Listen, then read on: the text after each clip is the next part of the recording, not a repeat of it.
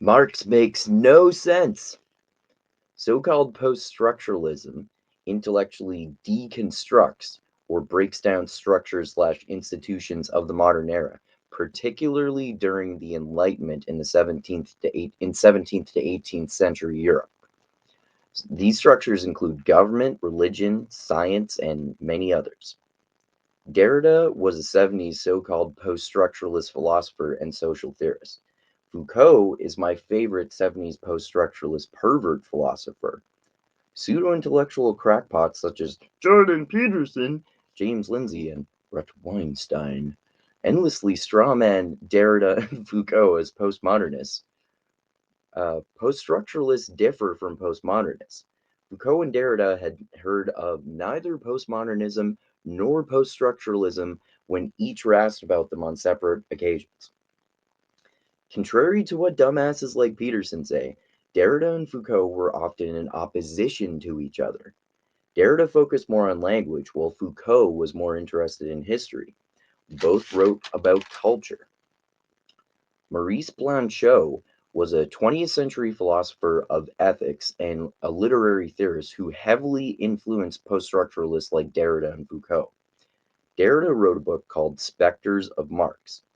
In my last video on this book, I talked about Derrida analyzing Marx's opinion that violent revolution is the voice of the people. In this section of the book, Derrida gets into Blanchot's examination of Marx's lack of philosophical system. So, like I said, in this book, Derrida is not all like, oh, Marx is all great. He actually has a lot of detailed criticisms of Marx, including criticisms from other like Marxists. Like, well, not Blanchot wasn't a Marxist, but people who studied Marx, like Blanchot. So Derrida gets into Blanchot's criticism of Marx in this, although it's not what you would expect. So Blanchot notices what he calls the disjunction of Marx's languages. If you look into this a little bit, you learn that by languages, he's probably referring to Marx's three incompatible approaches to his philosophical system. This makes these so-called languages similar, but ultimately end up being untranslatable, as he says. However, Blanchot clarifies that to him, this actually doesn't make Marx's lack of philosophical system theoretically weak.